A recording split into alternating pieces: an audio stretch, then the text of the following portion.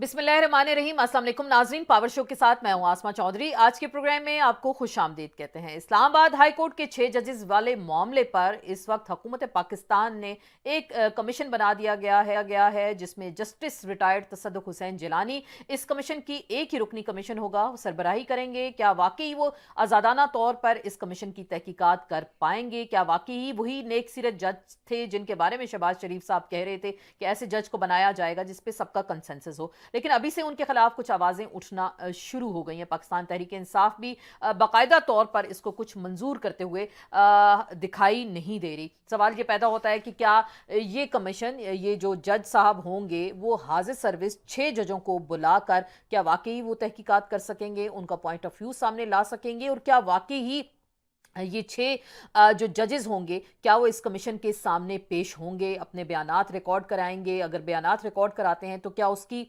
मुकम्मल तौर पर सिक्रेसी होगी? क्या वाकई वो बयानात या जो चीज़ें होंगी इस कमीशन से बाहर तो नहीं जाएंगी? बहुत सारे इस पर अभी अहम सवालात हैं, उठ रहे हैं। और क्या वाकई सियासी जमातें या बार्स इस हवाले से इस पर तनकीद का इनको निशाना बनाएंगे या इन पर उनका इत्तफाक भी मौजूद होगा? दूसरी जानिब जिक्र करते हैं कुछ 9 मई के वाक़यात का। गुजरांवाला की दहशतगर्दी की अदालत ने आज 51 के करीब पाकिस्तान तहरीक इंसाफ के जो कारकुनान थे उनको 5-5 साल की सज़ाएं सुनाई दी हैं।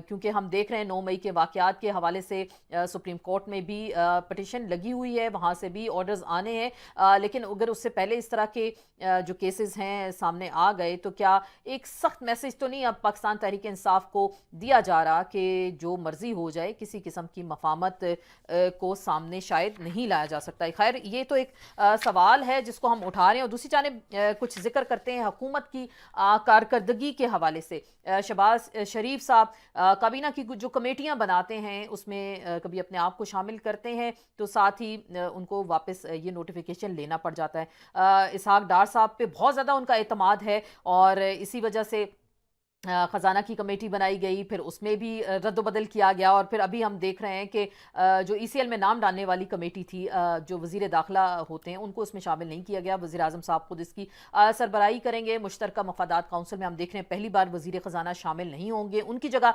तजर्बाकार वज़ीर ख़ारजा इसहाक डार पे, जिन पे नून लीग का खासा ट्रस्ट है, उनको इसमें शामिल किया गया। इस पर भी अभी से आवाज़ें उठनी शुरू हो गई हैं। कहा जा रहा है कि ये एक सियासी प्लेटफॉर्म नहीं है क्योंकि इनके पास अभी कोई असम्बली की रुकनीत नहीं है, इस वजह से हुकूमत ये जवाब दे रही है कि एक आईनी प्लेटफॉर्म है तो वहाँ पे इनको शामिल नहीं किया जा सकता। दूसरी जानिब ऐसी खबरें सुनने में आ रही हैं कि अनकरीब एक दिन बाद 10 रुपये पेट्रोल महंगा होने जा रहा है। बिजली के यूनिट तकरीबन 100 रुपये तक ये यूनिट जा रहा है। तो क्या एक इससे महंगाई का नया तूफान आएगा या नहीं? और इसके हवाले साथ हम कुछ जिक्र करेंगे पाकिस्तान तहरीक इंसाफ की सियासत का। इमरान खान साहब जेल के अंदर से जो बयान देते हैं बाहर आके वो बयान काफ़ी हद तक तब्दील हो जाता है। ऐसी क्या वजूहात हैं? क्या पार्टी के लोग वो बयान बाद में आके सामने सही तरह से नहीं लाते? कोर कमेटी के अंदर मामलात खासे डिफरेंट होते हैं। क्या खान साहब का बयानिया इस वक्त मजामत है या मफामत है? वो बयान बाहर सही तरह सामने क्यों नहीं आ रहा? आज के प्रोग्राम में इसी हवाले से हम बात करेंगे। पाकिस्तान तहरीक इंसाफ की बाकायदा क्या है? पार्टी के अंदर कुछ खास डिफरेंसेस हमें दिखाई दे रहे हैं।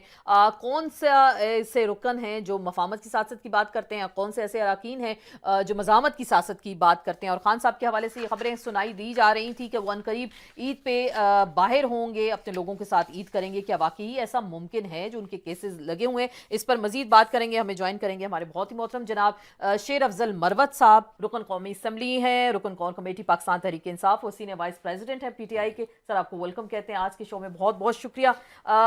जस्टिस रिटायर्ड तसद्दुक हुसैन जिलानी, इनको कैसे आप देख रहे हैं? क्या वाकई ये एक रुकनी कमीशन है और जो 6 जजेस को बुलाएगा और उनसे पूछेगा, क्या ऐसा हो सकता है? शुक्रिया आपका। जस्टिस रिटायर्ड तसद्दुक हुसैन जिलानी सन 1994 में बेनज़ीर भुट्टो मरहुमा ने उनको हाई कोर्ट का जज बनाया। यूसुफ रज़ा गिलानी साहब के रिश्तेदार हैं और ये जो जलील अब्बास गिलानी के चचा हैं। अच्छा, चचा है, मैंने सुना जो केयर टेकर फॉरेन मिनिस्टर थे। और ये जब सुप्रीम कोर्ट 2012-13 में इफ्तिखार चौधरी ने इनको फिर बनाया एक्टिंग चीफ इलेक्शन कमिश्नर। ठीक। अच्छा, इलेक्शन हुए 2013 में, नवाज शरीफ साहब की हुकूमत आई جبکہ 6 ممبر ان کو کم پڑ رہے تھے. بہرحال انہوں نے پھر افتخار چودھری کے بعد ان کو chief justice of Pakistan nominate کیا. سینئر پیونی جج تھے. بحیثیت ہی چیف جسٹس آف پاکستان ان کا دور ایک ہوموپیتھک دور تھا اور یہ ماڈریٹ سمجھے جاتے ہیں. لیکن عدلیہ کی آزادی کے حوالے سے رول آف لا کے لیے سوائے مینارٹی کے ایشوز پہ ایک ان کا لینڈ مارک فیصلہ آیا, باقی کوئی خاص ایسی کنٹریبیوشن نہ کر کے گئے. ابھی جب ان کی نامینیشن ہوئی ہے تو بحیثیت ایک رکنی کمیشن کی میں تو ذاتی طور پر اس کو رد کرتا ہوں. اچھا. اور میرا خیال ہے ہماری پارٹی بھی مشاورت کے بعد اس پہ ایک اعلامیہ جاری کرے گی. یہ چیلنج ہوگا کیونکہ انصاف سے یہ کوئی ایکسپیکٹیشنز نہیں ہے کہ ان 6 جج صاحبان کے لیٹر کے مطابق صحیح معنوں میں عدلیہ کو تحفظ دے سکے, کیونکہ عدلیہ کو تحفظ دینے کے لیے بہت ہی معنی رکھتی ہیں کہ انکوائری کمیشن کس کو بٹھایا گیا ہے. جیلانی صاحب ریموٹلی بھی کوئی ہماری ایکسپیکٹیشنز نہیں ہے. وہ اگر مطلب یہ ہے کہ مائلڈ کام کرنے کے لیے تو بہتر ہے, سافٹ کام کرنے کے لیے. لیکن اتنے بڑے کمیشن کو آپ کہہ رہے ہیں میرا خیال ہے اس عمر میں ان کو پوتوں نواسوں کو سلانا چاہیے. یہ کام بہتر طریقے سے کریں گے. یہ کمیشن کا کام اور پھر مشکل نہیں ہے. پاکستان کی عدالتی تاریخ کا مشکل ترین کمیشن ہوگا اور اس کمیشن کی ضرورت ہی نہیں تھی. جو اس معاملے کی نوعیت حساس ہے, سنگین ہے, تو جس طرح ناصر الملک صاحب کا کمیشن بنا تھا یا ہائی کورٹ نے, سپریم کورٹ نے اپنی کانسٹیٹیوشن جورسڈکشن میں جو کمیشنز بنائے ہیں, اور یا پھر اس کی سپریم کورٹ میں سماعت ہونی چاہیے تھی روزمرہ کی بنیادوں پہ. میرا خیال یہ ہے کہ یہ کمیشن بنا کے آنے والے دنوں میں کوشش یہ کی جا رہی ہے کہ ان 6 جج صاحبان کو شرمندہ کیا جا سکے. آپ کو ایسا لگ رہا ہے؟ یہ تو بڑا خوفناک منظر آپ نے بتا دیا. تو کیا اسی بیس پر پاکستان تحریک انصاف کوئی تحریک شروع کرنے جائے گی عدلیہ کی ایک طرح سے خود مختاری کے لیے؟ عدلیہ پہ جو سٹیمپ لگ جاتی ہے, تو آپ کو لگ رہا ہے کوئی آپ تحریک شروع کر سکیں گے اس پہ؟ ترقی پذیر ممالک میں ویسے بھی عدلیہ وکٹمز رہتی ہیں تابڑ توڑ حملوں کی, اور پاکستان میں تو عدلیہ کی کوئی شاندار تاریخ ہی نہیں ہے.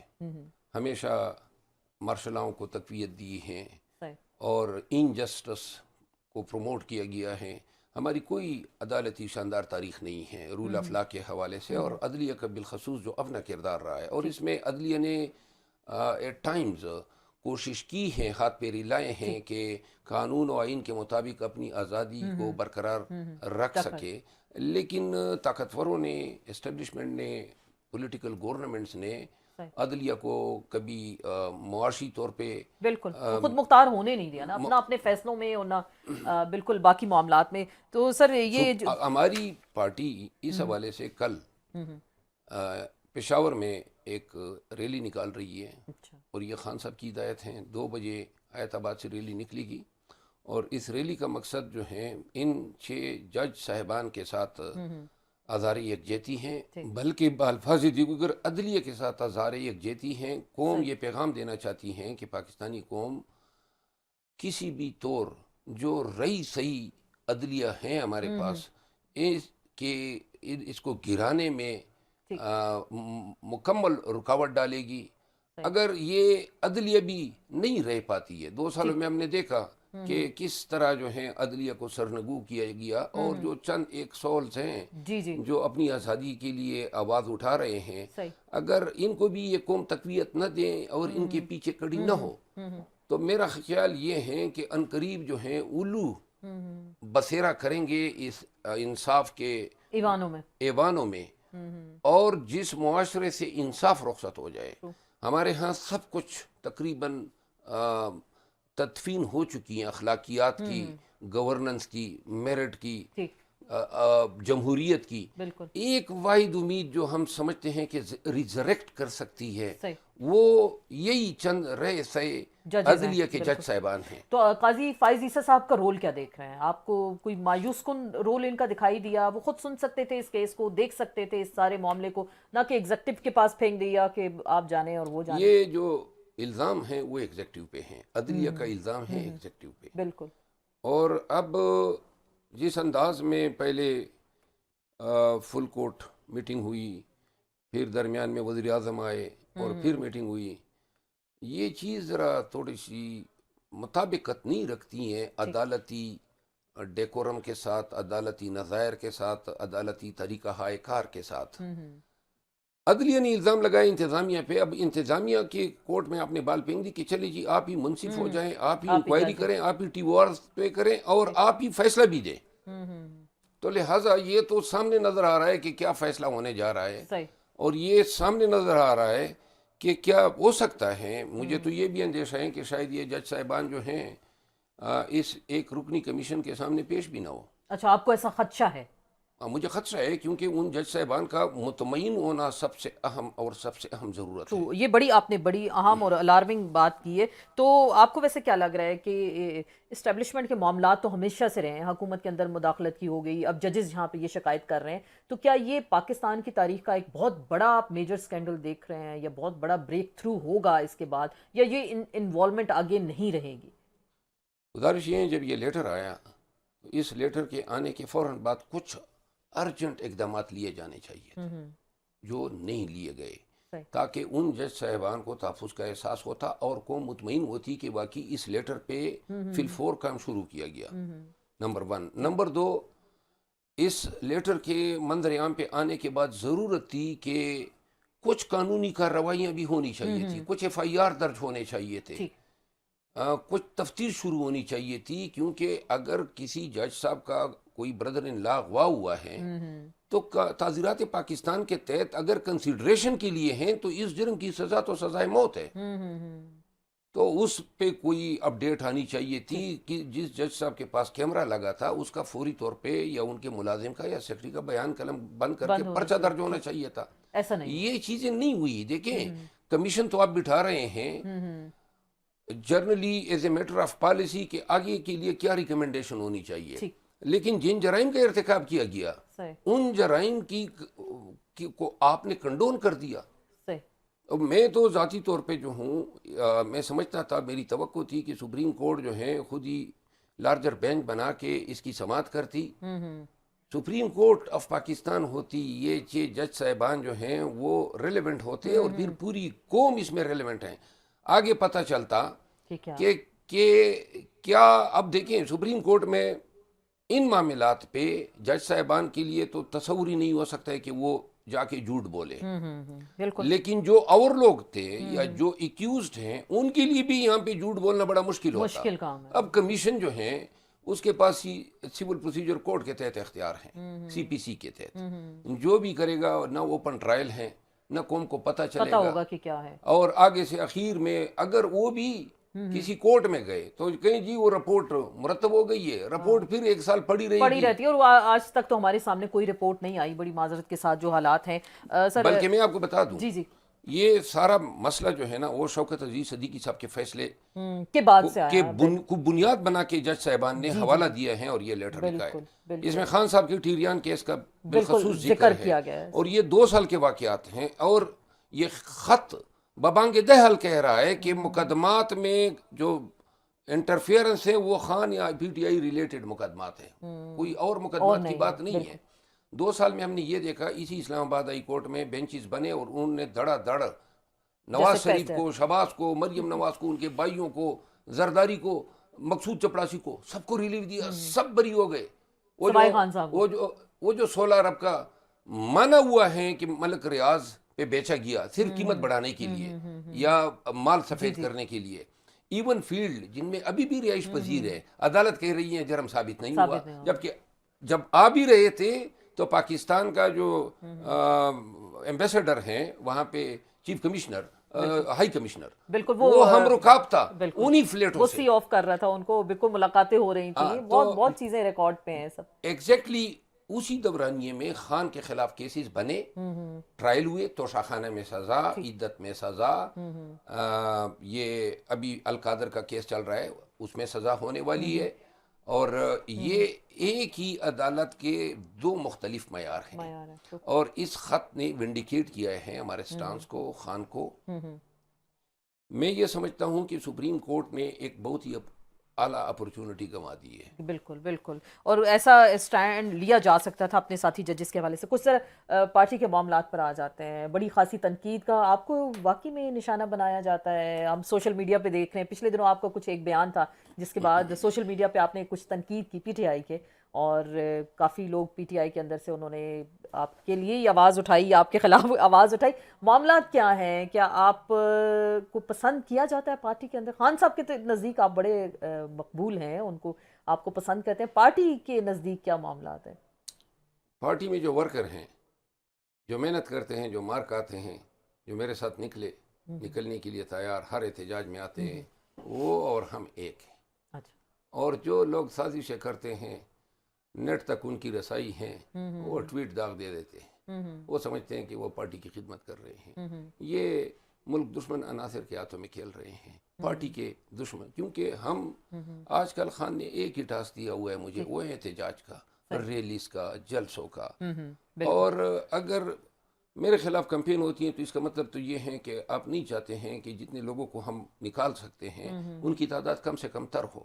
کیونکہ آپ میری کریڈیبلٹی نہیں شیکن کر رہے ہیں, آپ خان کی شیکن کر رہے ہیں, پارٹی کی شیکن کر رہے ہیں. ایک بات. اور دوسری بات یہ ہے کہ یہ جو لوگ ہیں جو آج کل تنقید کر رہے ہیں, یہ سارے وہ لوگ ہیں جن سے کچھ بھی نہیں ہوا.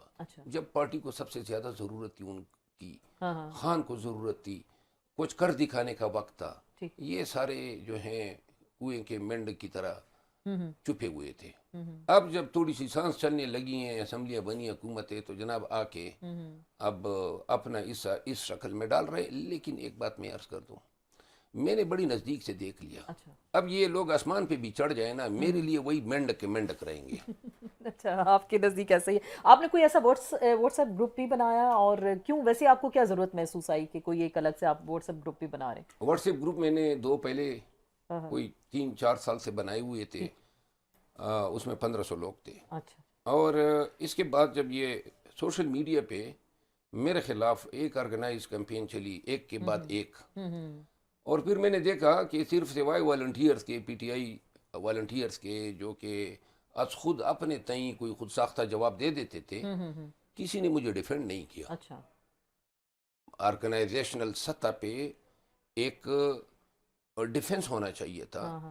تب میں نے, اور پھر دوسری بات یہ ہے, گالم گلوچ بہت زیادہ ہے. مطلب ہر دوسرا شخص, پتہ نہیں ان کے والدین نے کیسی تربیت کی ہے ان لوگوں کی. یہ پی ٹی آئی والوں کو نہیں, یہ میں ان تمام لوگوں کو کہہ رہا ہوں جن کا کسی بھی پارٹی سے تعلق ہو لیکن گالیاں نکالتے ہوں. اور تیسرا یہ تھا کہ جھوٹ بہت زیادہ پھیلایا جا رہا تھا. چوتھی بات یہ تھی کہ ہم ویڈیو بناتے ہیں, ولاگس کرتے ہیں, تاکہ ہماری بات عوام تک زیادہ پہنچے اور لوگ جوک در جوک جو ہیں ہمارے جلسوں احتجاج میں آئیں. اس کی سرکولیشن تسلی بخش نہیں تھی. تو اس پر ہوا یہ کہ میں نے کوئی 1500 لوگ جو ہیں وہ میرے امیڈیٹ جو ریلیٹیوز ہیں, قبیلے کے ہیں, ان سب کو ٹویٹر پہ میں نے ڈال دیا. اس کے علاوہ ان کے دوست اور پی ٹی آئی کے وہ والنٹیئر جو چاہتے ہیں کہ ہم آرگنائز طریقے سے, اب لگ بھگ 8000 لوگ جو ہیں. وہ آپ کا سوشل میڈیا الگ ہو گیا, اس کا مطلب نہیں, جو مطلب میرا سوشل میڈیا کو, میرا 8000 لوگ جو ہیں ان کو ہم نے واٹس ایپ گروپوں میں شامل کیے ہیں, اور ہمارا ٹارگٹ ہے 10,000. اور 8000 میں سے ہم 1500 لوگ آلریڈی, یعنی یہ 9500 تھے جن میں سے 1500 کو ہم نے مائنس کیا. اس کا مقصد 3 ہے. نمبر 1, جو جس زبان میں بات کرے گا اس کو اسی زبان میں جواب دیں گے. یعنی کوئی اگر الزام تراشی کرے گا تو اس کی ہم, یا گالم گلوچ کرے گا, اس کے اکاؤنٹ کو ہم رپورٹ کریں گے. نمبر 1. نمبر 2, ان کو ایکسپوز کریں گے. یہ شرافت اور اگنور کرنے کا وقت نہیں ہے, اور نہ میری سرشت میں ہے کسی کی گالی کھاؤں اور آگے بڑھوں. اور دوسرا یہ ہے کہ ہم, بنیادی جو اہم کام ہے وہ ہمارا یہ ہے کہ ہم اپنے ویڈیو بنا کے ترسیل کریں, ترویج کریں, ان کی اشاعت کریں, ان کو پھیلائیں. اب کل ہماری ریلی ہے یا 6 کو جلسہ ہے, تو اس حوالے سے کئی ویڈیوز ہم نے بنائی ہیں, اور پھر ہم دیکھتے ہیں کہ ان کی سرکولیشن کیسی ہے. اگر آپ کے 7-8-10,000 لوگ سوشل میڈیا پہ اس کو سرکولیٹ کرتے ہیں تو آپ کو تسلی ہوتی ہے کہ بھئی یہ. اور تیسری بات یہ ہے کہ میں اپنا واٹس ایپ گروپ بناؤں, کچھ بھی کروں, یہ میرا حق ہے, آپ کا ہے, آپ بنائیں, کسی کا کیا لینا دینا ہے. اگر کوئی میری پی ٹی آئی میں معاونت کر سکتا ہے، ہیلپ کر سکتا ہے، خوش آمدید. ٹھیک. لیکن اگر یہ لوگ ہوں گے تو وہ خان کا پرچم لے کے آگے. لیکن خان کے پرچم کی بات ہے تو پی ٹی آئی کا سوشل میڈیا تو دیکھیں بڑے بڑوں کو اکھاڑ پھینکا، اور لوگ بھی آپ کے مخالفین بھی تعریف کرتے ہیں کہ پی ٹی آئی کا سوشل میڈیا بڑا زبردست کام کرتا ہے. تو وہ پی آپ کو ٹی آئی کا سوشل میڈیا جو ہے نا، دو کمپوننٹس ہیں، ایک ہے پی ٹی آئی آفیشیل اور ایک ہیں پی ٹی آئی والنٹیئرس، اچھا ٹھیک. اور دونوں نے بڑا اچھا کام کیا ہے. ٹھیک. پی ٹی آئی کے اس دور میں والنٹیئرز کو میں بہت زیادہ کریڈٹ اس لیے دیتا ہوں کیونکہ وہ بغیر کسی تنخواہ کے کام صرف کرتے خان کی محبت میں، پی ٹی آئی کی محبت میں پی ٹی آئی کا پیغام پھیلا رہے ہیں. اور ہمیں کچھ چیزوں پہ آرگنائز ہونے کی ضرورت ہے. ٹھیک ہے. تو لہٰذا دیکھیں ہر ایک پی ٹی آئی لیڈر نے یا P T I office bearer نے اپنے social media what's app group بنائے ہوئے ہیں. تو پھر وائی ناٹ آپ کہہ رہے ہیں کہ کیوں نہیں؟ ہر ایک نے بنائے ہوئے ہیں، اور اسی لیے اگر میں نے بنائی ہیں کسی کو تکلیف ہے تو 10 دفعہ وہ میں نے بنائے ہیں، ڈنکے کی چوٹ پہ بنائے ہیں. جو میں نے اغراض و مقاصد بتائے ہیں وہی، اور بالخصوص جو پروپیگنڈے کر رہے ہیں آپ اس کو جواب دیں گے؟ نہ کہ صرف جواب دوں گا، ان کی ہم اب کال اتاریں گے سوشل میڈیا. بالکل. آپ نے ایک لسٹ بنائی تھی پی ٹی آئی کی کور کمیٹی جو کل اجلاس ہوا، کیونکہ یہ خبریں ہم تک پہنچی کہ اس میں آپ نے خود سے ایک لسٹ بنائی جو خان صاحب سے ملاقات کریں گے، اور پی ٹی آئی کی کور کمیٹی نے کہا کہ آئندہ کور کمیٹی نام دے گی کہ جو خان صاحب سے ملاقات کریں گے. لیکن آج یہ صبح خبر آئی کہ خان صاحب نے آپ کو فوکل پرسن مقرر کیا ہے، جو جیل میں سپرنٹینڈنٹ جو ہے اڈیالہ جیل، وہ اور آپ بیرسٹر گوہر اور نیازی صاحب ہیں، 3 لوگ ہیں جو اس ٹی او آرز اس کو طے کریں گے. تو یہ کور کمیٹی کا موقف ہے، الگ ہے، پھر خان صاحب الگ ڈائریکشنز دے رہے ہیں. تو اصل اس وقت ورکنگ کیا ہے پاکستان تحریک انصاف؟ ہمیں تو علم نہیں تھا کہ خان صاحب نے یہ ڈائریکشن دی ہے. وہ تو جیل سپرنٹینڈنٹ جب آیا صبح انہوں نے عدالت میں یہ رپورٹ پیش کی. جب خان صاحب نے یہ طریقہ کار، دیکھیں ہمیں بڑی تکلیف ہو رہی ہے، جیل حکام جو ہیں وہ بھی مسائل کا شکار ہیں کیونکہ ہر ایک ملنا چاہتا ہے. اب کون ملے، کس طریقے سے ملے، کس تاریخ کو ملے، اس پہ بہت لیدی ہوئی، عدالتوں میں مقدمے ہوئے، ریٹس ہوئی، کنٹمپٹ پٹیشنز ہوئی. بالآخر جو ہیں خان صاحب کے سامنے یہ مسئلہ رکھا گیا. اب خان صاحب کس کے ساتھ ملنا چاہتے ہیں یہ بہت عام ہے. 30 افراد کی لسٹ آ جاتی ہے، خان صاحب 8 سے ملنا چاہتے ہیں، تو لہٰذا زبردستی کے تو ہم وزٹر نہیں لے جا سکتے ہیں. ہر ایک آدمی یہاں پہ ادھر ریٹ کر لیتا ہے میں بھی ملنا چاہتا ہوں، اور ملاقات جج صاحبان الاؤ کر دیتے ہیں، وہاں پہ پرابلم ہوتا ہے. دوسری بات یہ ہے کہ خان صاحب کا فیصلہ ہے، کوئی کور کمیٹی کوئی اور اس کو اوور رائڈ نہیں کر سکتا ہے. چیئرمین بیرسٹر گوہر، بیرسٹر عمیر نیازی اور میں، آپ 3 لوگ ہیں جو ہم 3 لوگ ہیں. اور جو خان نے فیصلہ کیا ہے، ہمیں علم نہیں تھا لیکن خان نے اس پہ دستخط کیا ہے، تو لہذا کسی کو بھی اس فیصلے کو انڈو کرنے کا اختیار نہیں ابھی ہے. بھی کیونکہ اس پہ تنقید ہو رہی ہے کہ آپ لوگوں نے کہا ایک منگل کا دن ہوگا، ایک جمعرات کا دن ہو، 6 لوگ ملیں گے، آپ وکلا ہوں گے اور 6 فیملی ممبرز اینڈ وکلا ہوں گے، اور پھر 6 دوست ملیں گے. تو اس پہ بھی یہ اعتراض سامنے آیا کہ وائی وکلا کیوں، سیاسی لوگ بھی اس میں شامل ہونے چاہیے. یہ پی ٹی آئی کی جانب سے اعتراض آ رہا ہے. ہم چاہتے ہیں کہ ہر روز خان کے ساتھ 20-20 ملے، لیکن کوئی ہمیں الاؤ تو کرنے دیں. وہاں پہ تو خان کے ساتھ وکلاء کی ملاقاتوں پہ پابندیاں لگا دی 14 دن کے لیے. میں نے اس کو چیلنج کیا اور انڈو کرایا.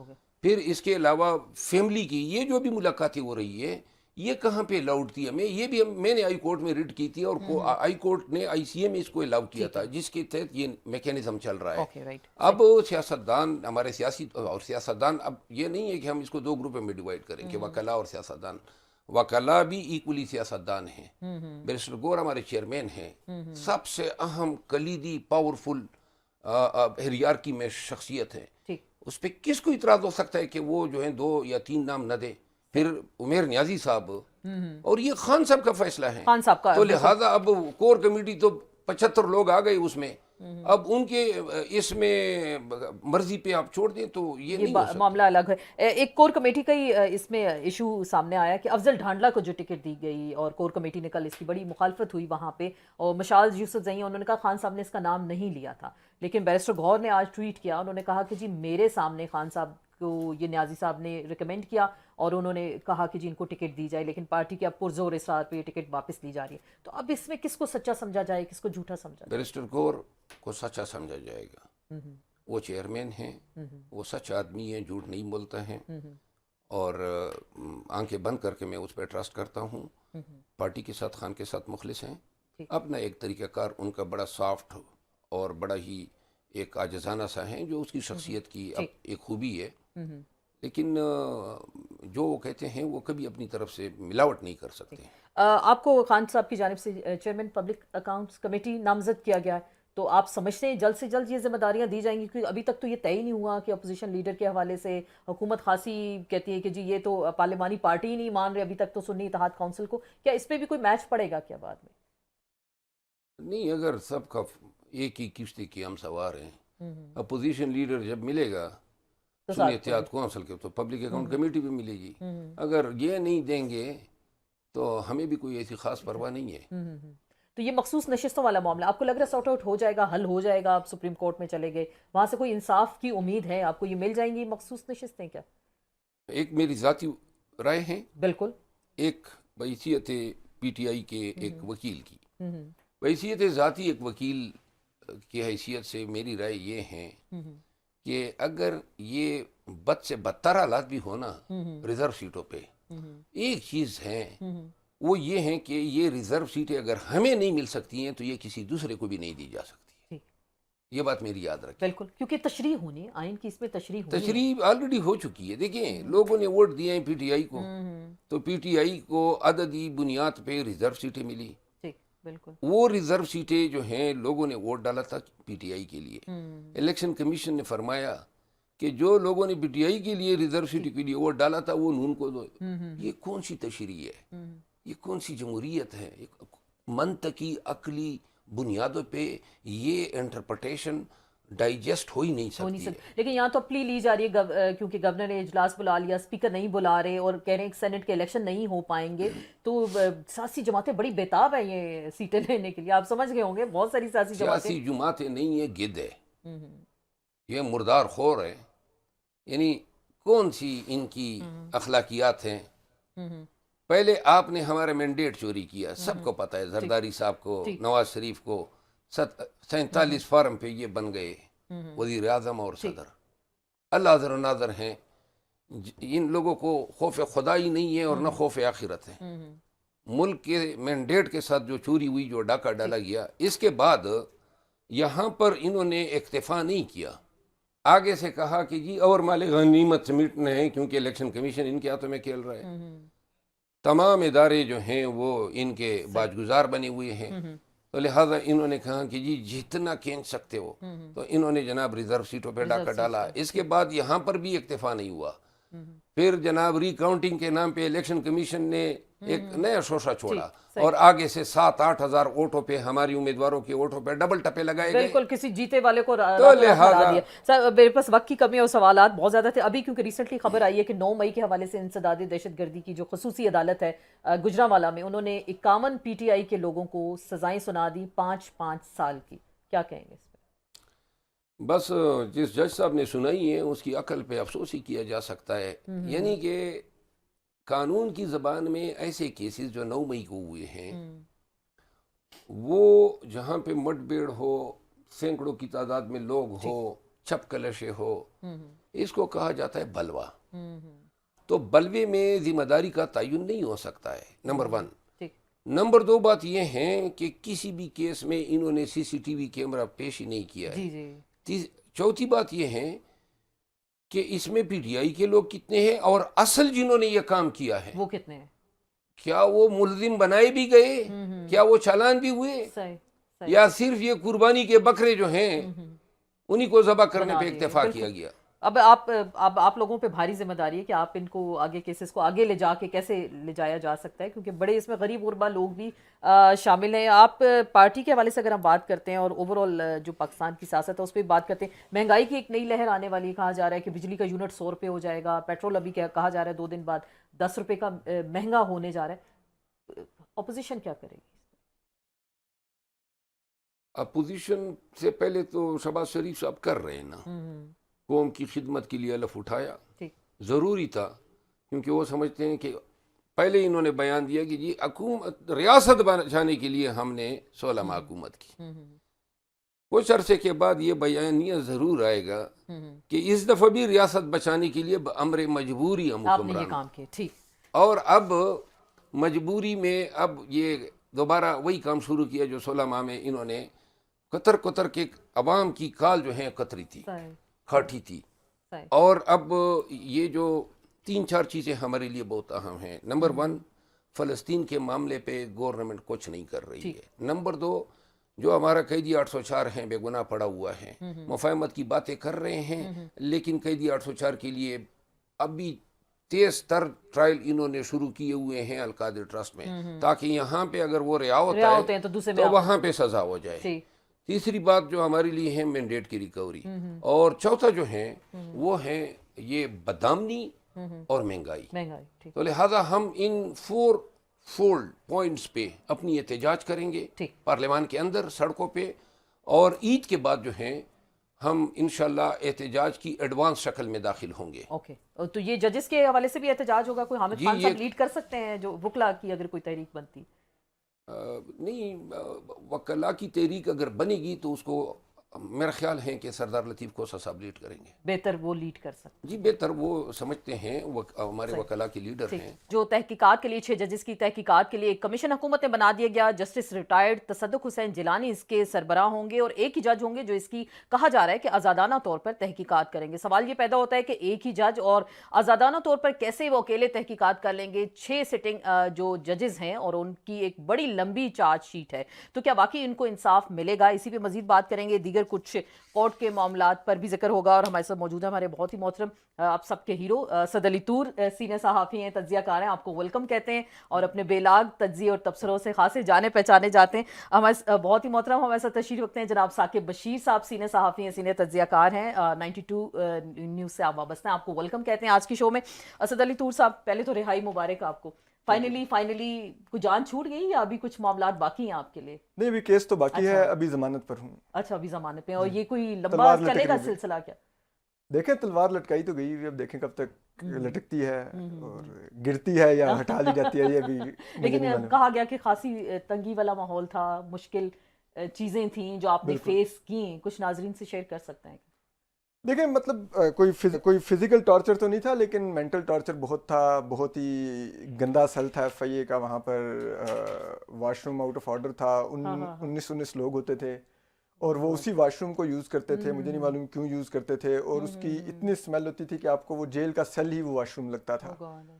और इवन के FIA वाले खुद भी उस सेल के अंदर एंटर होना को इतना मुनासिब नहीं समझते थे, इतनी अंदर स्मेल होती थी। वहाँ पर डाले रखा गया और फिर उसके बाद कैद तन्हाई से भी गुजारा गया।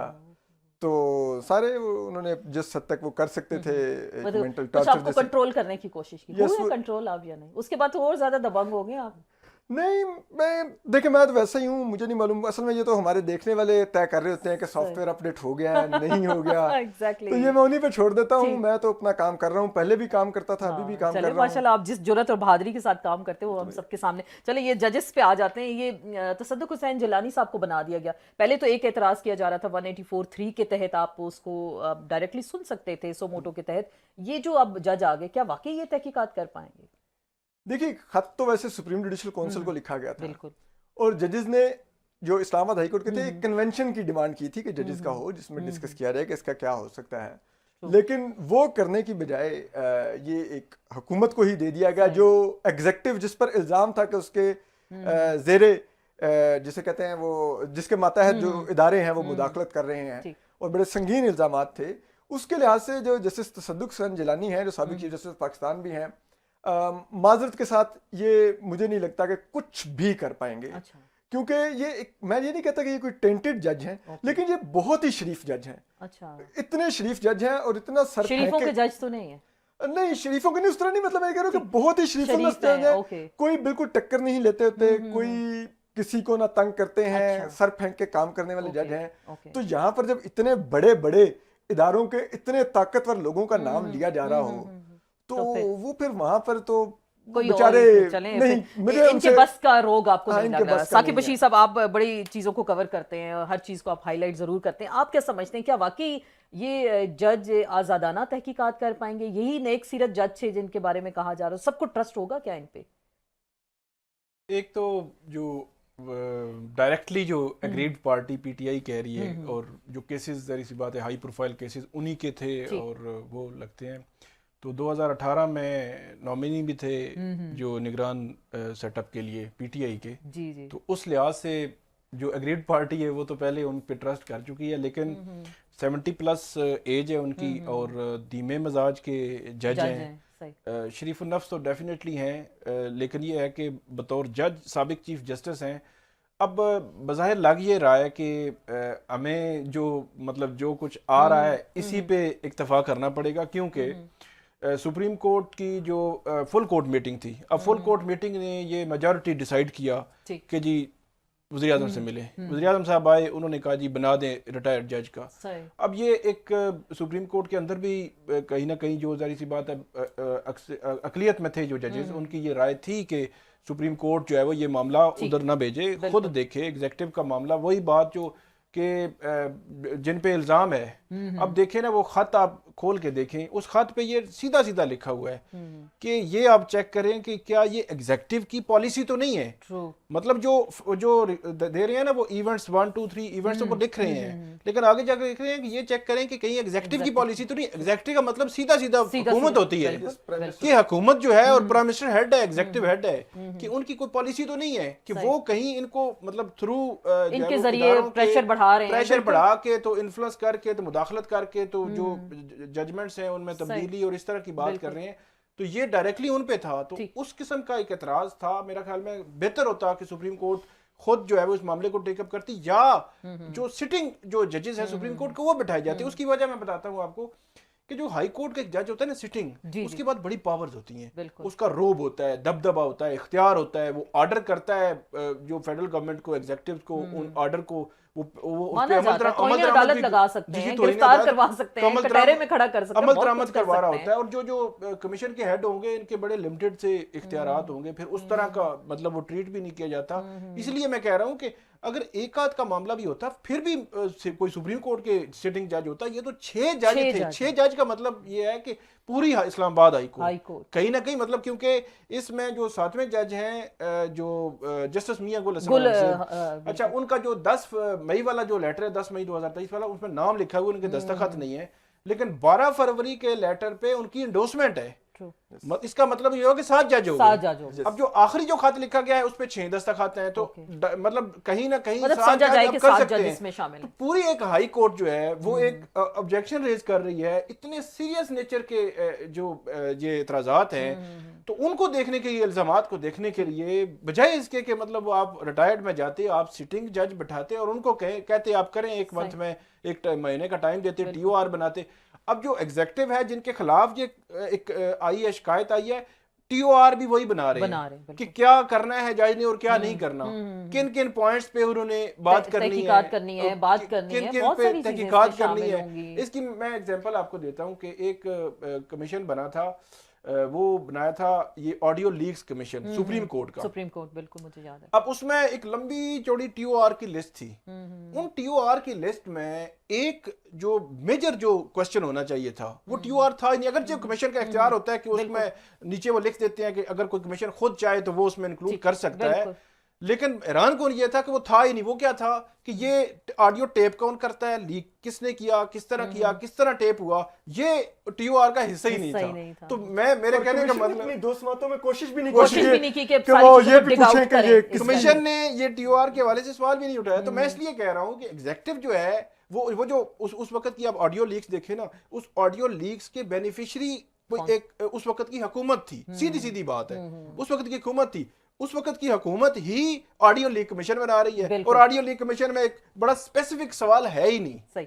تو یہ بینیفیشریز کو آپ نے ایک اتھارٹی دے دی ایک طرح سے. جی بالکل. آپ نے ان ادر ورڈ آسما, آپ نے ملزم کو کہہ دیا کہ اپنی مرضی کی عدالت لگاؤ, اپنی مرضی کے اس عدالت کے قوانین بناؤ کہ وہ کیا کر سکتی ہے کیا نہیں کر سکتی, اس عدالت کی حدود بھی خود طے کرو, اور پھر اس عدالت سے کہو کہ آپ کو چیک کرے آپ نے کوئی جرم تو نہیں کیا. لیکن یہاں یہ بات میں ذرا ایڈ آن کرنا چاہوں گی کہ پھر قاضی صاحب نے اپنی جان کیوں چھڑائی. دیکھیں ان ججز نے, وہ سپریم کورٹ کے جج ہیں, چیف جسٹس آف پاکستان, ان کے انڈر تمام ماتحت عدالتیں آتی ہیں, جونیئر ججز بھی ہیں. اگر ان کے 6 ججز کوئی شکایت کر رہے ہیں, کہا جا رہا ہے انہوں نے گھر بلایا, سب سے بات کی, سنا, تو انہوں نے اپنی جان کیوں چھڑائی؟ 184(3) کو استعمال کیوں نہیں کیا؟ حالانکہ ہر بار سے یہ بات آ رہی ہے وکلا سے, یہ بارز کے ذریعے 184(3) کو استعمال کر سکتے تھے. فل کورٹ میجورٹی بھی آ گئی. بالکل فل کورٹ میجورٹی ڈیسیژن آ گیا. وہ صرف वो क्या कहते हैं कि काजी साहब बेशक जिस तरह भी हुआ लेकिन फुल कोर्ट मेजॉरिटी डिसीजन आ गया, उसको हम फुल कोर्ट लेकिन सिंगल काजी साहब भी कुछ कर सकते थे। बिल्कुल देखिए, बार्स ने बड़ा क्लियर मुतालबा किया था, उन्होंने कहा था सुप्रीम कोर्ट के 3 सीनियर जजेस का कमीशन बनाया जाए,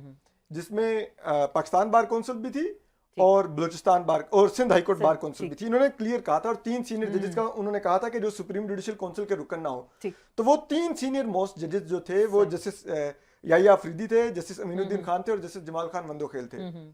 तो चीफ जस्टिस काजी फाइज साहब बिल्कुल ये रास्ता ले सकते थे, लेकिन लिया क्यों नहीं? वजह कोई उन्होंने मालूम नहीं उन्होंने ये रास्ता क्यों नहीं लिया।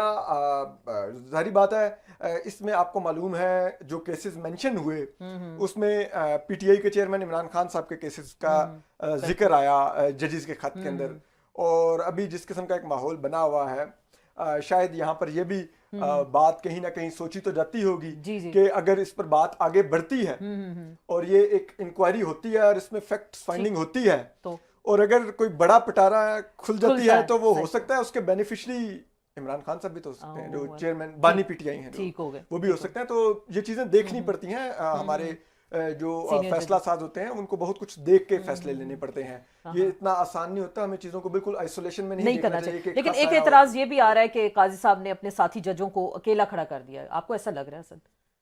बिल्कुल, एक लिहाज से तो देखिए वो जजेस उनके ग्रीवेंसेस को जिस तरह से, अब देखिए ना, आज डॉन का एडिटोरियल भी यही था, पाकिस्तान की तमाम बार काउंसिल्स भी यही बात कर रही हैं। आप देखिए सलाउद्दीन अहमद साहब सीनियर लॉयर हैं, बड़े मानने और दीगर लॉयर्स भी, सब लोग यही बात कर रहे हैं कि भाई ये जजेस को आपने किन के हवाले कर दिया। ठीक है, जिनको कटहरे में खड़ा होना चाहिए था आपने उनको सामने बिठाकर मैंडेट दे दिया कि वो अपनी मर्जी से टीओआर बना के कमीशन बना लें, अपनी मर्जी का जज अपॉइंट कर लें।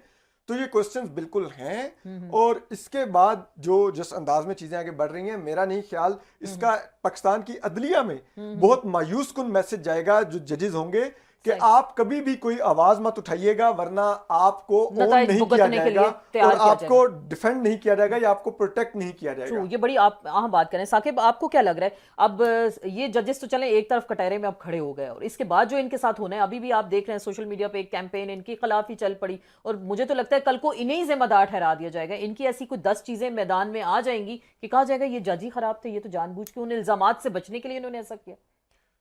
एक तो उनके हवाले से कुछ केसेस, कुछ इस किस्म की मतलब झूठी और फेक चीज़ें जो फैलाई जा रही हैं, ये भी मेरा ख्याल है ये भी जज हैं, और माजी में हमने देखा कि आप जैसे सहाफियों के लिए पीडीएम का दौर की मैं थोड़ा सा अहाता करता हूँ।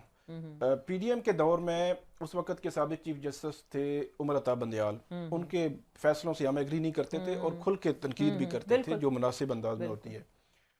उनके खिलाफ बड़े बेहुदा किस्म के मतलब ट्रेंड्स भी बने, उनकी फैमिली की ऑडियोज आई, जो भी चीजें हुई मतलब वो सारी होती रही, कोई नहीं बोला।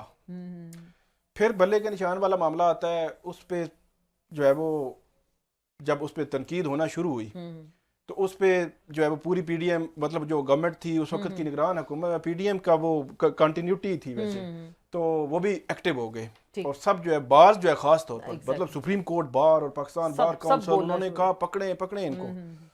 और उसके बाद अब जो बारी आई है, जब 6 जजेस की पिछले 3 दिनों से उन्होंने बड़ा प्रॉपर रास्ता लिया है। मतलब जस्टिस सिद्दीकी वाले मामले में सिर्फ था ये कि आपने बातें जो की थी एक सेमिनार में, नहीं उन्होंने कहा सेमिनार में आपको नहीं जाना चाहिए था, अब यही बातें रिटर्न में लिख के दे देते।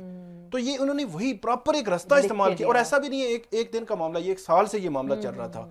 तो 1 साल से ये मामला जब चल रहा था उन्होंने अपने चीफ जस्टिस को बताते रहे, और यही बात उन्होंने सुप्रीम कोर्ट को बताई है कि हम अपने चीफ जस्टिस को ये बताते रहे। अब आप भी कोई ओपिनियन दें कि कोड ऑफ कंडक्ट क्या है। बंदयाल से भी उन्होंने मुलाकात की, उनको भी बताया, आमिर फारूक से, और उन्होंने कहा डीजीसी से मेरी बात होगी, आइंदा ऐसा नहीं होगा, ये रिकॉर्ड पे है ये चीज। उस वक्त के सीनियर प्यून जज जो कि अब चीफ जस्टिस ऑफ पाकिस्तान है, उनसे भी मुलाकात करके ये तमाम चीजों से उनको आगाह किया। तो नया मामला इनसे भी मुलाकात हुई थी। तो उसके बाद उन्होंने एक खत लिखा है, उस खत में फिर एक और बात जो की जाती है ना कि बेनिफिशियरी डेफिनेटली एक जो है वो इमरान खान साहब जो है वो होंगे, उसकी मैं एक एग्जांपल देता हूँ। अब जो इन्फ्लुएंस होता है ना, जो मुदाखलत होती है, वो हमेशा से हाई प्रोफाइल केसेस में होती है। یہ چھوٹے کیسز میں نہیں ہوتی. تو 2018 میں بھی اگر کوئی تھی تو وہ ہائی پروفائل کیسز میں تھی, اس کے بینیفیشری شریف فیملی تھی. آج کے بھی ہائی پروفائل کیسز میں ہی ہونی تھی اور ہوئی ہے, اور اس میں بینیفیشری ڈیفینیٹلی اس میں اگر کوئی ایشو ہوتا ہے تو عمران خان صاحب ہوں گے. تو یہ جو لنک کیا جا رہا ہے میں اس سے ایگری نہیں کرتا. میں یہ کہتا ہوں کہ یہ جو 6 ججز ہیں انہوں نے جو باتیں کی ہیں اس کی تحقیقات ہونی چاہیے, اس کو لاجیکل اینڈ تک پہنچنا چاہیے. اگر یہ نہ پہنچا تو میں آج آپ کو بتا رہا ہوں کہ یہ ہائی کورٹ اور جو ڈسٹرکٹ کورٹ ہے اسلام آباد کی خاص بات کروں, اور اوور آل بھی اس کا اتنے گہرے اثرات ہوں گے کہ آپ کی سوچ ہے کہ آج کے بعد پھر آپ بھول جائیں کہ پھر جو چاہیں گے وہ ہو جائے گا. تو پھر معاشرے میں آپ آزادانہ فیصلے نہیں دے سکتے. بالکل وہ بات کرنے میں شکایت لگاؤں گا تو میری جو چیف جسٹس ہیں وہ تو مجھے کہیں اور آسما چودھری صاحبہ وہ مجھے ڈیفینڈ ہی نہیں کریں گی. بالکل وہ مجھے جس کے بارے میں شکایت کروں گا اسی کے آگے بھیج دیں گی کہ جاؤ بھئی آپ کمیشن میں اس کا مطلب یہ جو ٹی او آر سے چلیں وہ اب طے کریں گے, وفاقی کابینہ نے طے کرنے. آپ کو لگ رہا ہے یہ سفارشات پہ اگر چلیں کوئی ریکمنڈیشنز دے دی, مہینہ لگتا ہے 2 مہینے لگتے ہیں, کیا عمل درآمد ہوگا؟ اور دوسری بات اس کو مانیں گے, اس جو جائزہ کمیشن کی رپورٹ آئے گی اس کو کوئی مانے گا یا نہیں مانے گا؟ کسی نے آج سے پہلے جو کمیشنز کی سفارشات آئیں اس کو مانا آج تک؟ وہ دیکھی بھی نہیں, کسی کے نالج میں بھی نہیں ہوتی. حمود الرحمان سے لے لیں آج تک. مجھے یاد ہے سابق چیف جسٹس ہوتے تھے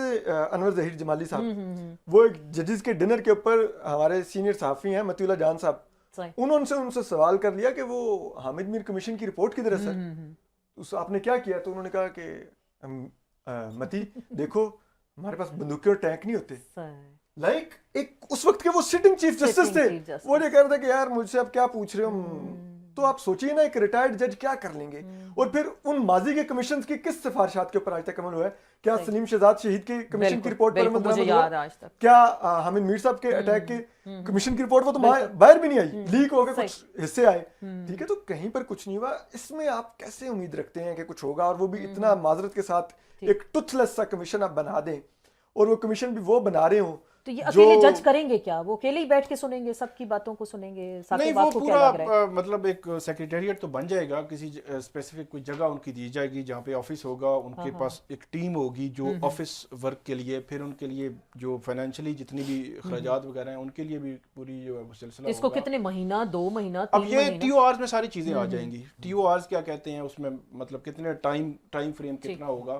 لیکن اس میں امپورٹنٹ ایک چیز جو امپورٹنٹ ہے وہ یہ بھی ہے کہ ٹی او آرز میں کیا فل کورٹ جو ہے وہ سپریم کورٹ کی, اس کی کیا کوئی سجیشن کو تجویز ہوگی کہ حکومت ڈائریکٹلی ٹی او آر کر لے گی, یا بیہائنڈ دا سین جو چیف جسٹس ہیں یا سپریم کورٹ سے کسی طرح کی مشاورت کر کے تو اس کے بعد ایک کنسنسس, کیونکہ پہلے یہ کنسنسس بظاہر جو کنسنسس ہے کہ آپ کی ملاقات ہوئی ہے, ملاقات کے فوراً بعد کہا ہے کہ ٹھیک ہے آپ بنائیں کمیشن, اور اس کے بعد یہ چیزیں آگے چلی ہیں.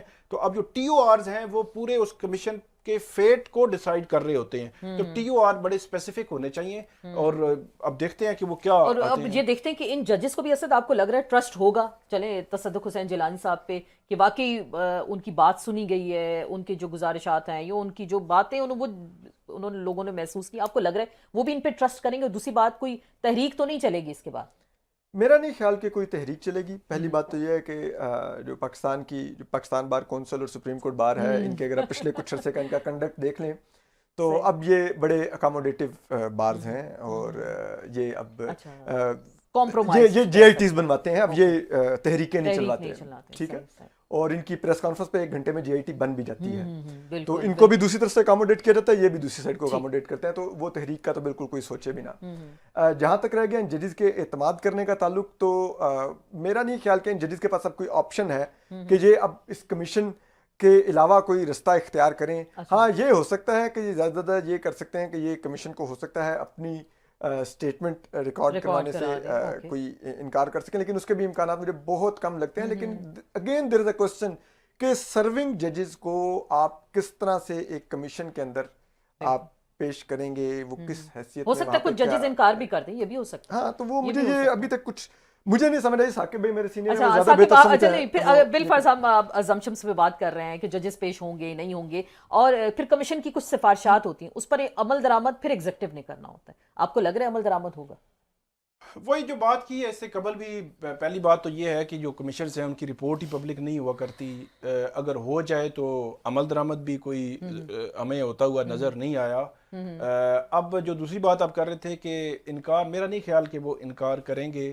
یہ ہو سکتا ہے کہ وہ اس کمیشن کے سامنے پیش ہونے کی بجائے ریٹن میں کوئی چیزیں جو ہے وہ کمیشن کو بھیج دیں. لیکن اس میں پھر ایک امپورٹنٹ چیز آ جاتی ہے. اچھا ایک اور چیز اس میں ڈسکس کرنا ضروری ہے جو کمیشن میں بھی ہوگی اور اس سے پریویس بھی ہوئی ہے کہ اس کی سکریسی کیا ہوگی. مطلب فار ایگزامپل ججز جاتے ہیں، اگر جاتے ہیں یا مطلب یہ کہ بھیجتے ہیں کوئی اپنا رپلائی، تو وہ کمیشن جو ہے وہ اس کو محفوظ رکھ سکے گا یا وہ کہیں وہ بھی کہیں لیک ہوگا. اس کی وجہ میں بتا رہا ہوں آپ کو، کہیں اور بھی لیک ہو سکتا ہے. اس کی وجہ میں بتا رہا ہوں. مزید خطرات یہ جو ہے 10 مئی 2023 کو پہلا خط لکھا گیا تھا اسلام آباد ہائی کورٹ. اچھا اس سے پہلے چیزیں چل رہی تھیں اور خط جو ہے وہ لکھا گیا. اچھا 10 مئی 2023 کو خط لکھا گیا، اس کے بعد میٹنگز ہوتی رہی، پھر 12 فروری 2024 کو خط لکھا گیا، پھر میٹنگز ہوتی رہی، پھر ابھی 25 مارچ 2024 کو انہوں نے سپریم کورٹ خط لکھا اور 26 مارچ کو تقریباً اراؤنڈ 7 بجے وہ خط جو ہے وہ 7:15 بجے لیک ہو گیا. مطلب جب سپریم کورٹ کو انہوں نے لکھا اگلے دن جا کے لیک ہوا. مطلب میری اسیسمنٹ کے مطابق اور میری انفارمیشن کے مطابق وہ جب ہائی کورٹ سے نکل چکا تھا اور سپریم کورٹ میں اب بہت سارے ججز کے پاس گیا اور جو سپریم جوڈیشل کونسل کے ممبران ہیں ان کے پاس بھی گیا، کہیں سے بہرحال جو ہے وہ لیک ہوا. کیونکہ ان ججز نے یقینی بنایا کہ یہ جو ہمارا انٹرنل چیزیں چل رہی ہیں یہ کہیں پہ لیک نہ ہو، کہیں انہوں نے کسی کے ساتھ شیئر نہیں کیا، کوئی خبر نہیں بنی، کوئی کچھ نہیں ہوا. جب وہاں سے نکلا ہے لیٹر تو اب کمیشن والا معاملہ ہے کہ کمیشن کے پاس جو چیزیں آئیں گی تو وہ کیا اس طرح محفوظ ہوں گی کہ جس طرح ان 6 ججز نے یقینی بنایا کہ یہ کوئی چیز جو ہے وہ باہر نہ نکلے، اور وہ باہر نہیں نکلی. یہ مطلب پتہ ہونا چاہیے. ماضی میں ہم نے دیکھا کہ مختلف جو ججز تھے وہ مطلب اس قسم کے جو لیٹرز اگر لکھنا ہے ایک لیٹر تو ایک لیٹر جو ہے سیدھا صحافیوں کے پاس بھی پہنچتے رہے ہیں. لیکن ان 6 ججز کو یہ آپ کریڈٹ دیں گے کہ انہوں نے میڈیا وار بالکل بھی نہیں لڑی. بالکل. اسد آخری بات کریں گے. آپ کو لگ رہا ہے کہ ایک تو چیف جسٹس صاحب پھر فائنلی، کیونکہ کل ہماری لائر سے بات ہوئی تو وہ یہ کہہ رہے تھے ہم اس چیز کو دیکھیں گے اور پریشر رکھیں گے کہ 184(3) کا اختیار استعمال کیا جائے چاہے اس کمیشن کے بعد رپورٹ آنے کے بعد. آپ کو لگ رہا ہے وہ اپنے ساتھی ججز کے ساتھ کھڑے ہوں گے مستقبل میں؟ آپ کو لگ رہا ہے یہ تو ڈیپینڈ کرتا ہے کمیشن کی رپورٹ کب تک آتی ہے، اس کے بعد موجود چیف جسٹس کے پاس کتنا ٹینیور باقی ہوتا ہے. ہم کچھ ایکسٹینشن کی باتیں بھی سن رہے ہیں. ہاں تو وہ آپ کو پتہ نا 6 ماہ جب آخری رہ گئے تھے امرتا بندیال صاحب کے تو معذرت کے ساتھ ان کی ریٹ ختم کر دی گئی تھی، ان کے فیصلوں کے اوپر کوئی امپلیمنٹیشن نہیں ہوتی تھی. تو یہ بڑا میٹر کرتا ہوتا ہے. ہماری ریاست بڑی ایکسپرٹ ہے، وہ آخری کئی ماہ تو بڑے سکون سے گزار لیتی ہوتی ہے، آپ شور کرتے بھی رہیں. تو جو اگر آپ کہتے ہیں کہ مستقبل میں ساتھ کھڑے ہوں گے، تو جب وقت آیا تھا اس میں تو انہوں نے بات حکومت کو بھیج دی ہے کمیشن بنانے کی، تو ابھی بھی ایسے ہی آپ ایسی ہی تو کو آخری بات 30 سیکنڈ آپ ایکسٹینشن دیکھ رہے ہیں قاضی فائز عیسیٰ صاحب کی؟ کوئی نہیں، میرا نہیں خیال کہ معاملات اس طرف جائیں گے. کوئی ایسی سچویشن مجھے لگتی نہیں ہے ویسے. آپ کو نہیں لگتا یہ حکومت شاید تیاری میں ہو کہ دے سکتی ہے؟ نہیں، مطلب ایک ڈیبیٹ کہیں نہ کہیں ہلکی پھلکی ہے، ابھی کھل کے چیزیں سامنے نہیں آئی، لیکن میرا نہیں خیال کہ چیزیں وہاں تک جائیں گی. چلیں ہم پر امید ہیں کہ دیکھتے ہیں ہوپ فار دا بیسٹ کے معاملات کہاں جاتے ہیں. بہت بہت شکریہ ثاقب بشیر آپ کا. ستون آپ کا اسی نوٹ کے ساتھ معاشرے میں اگر آئین کی عملداری ہوتی ہے تو پھر معاشرے بہتر طریقے سے منظم طریقے سے چل سکتے ہیں، نہ کہ اگر فیصلہ ساز اپنی مرضی کے فیصلے چاہیں تو پھر معاملات خرابی کی جانب بھی جاتے ہیں. اس کے ساتھ ہی آپ سے اجازت چاہتے ہیں، انشاءاللہ کل پھر ملاقات ہوگی. اللہ حافظ.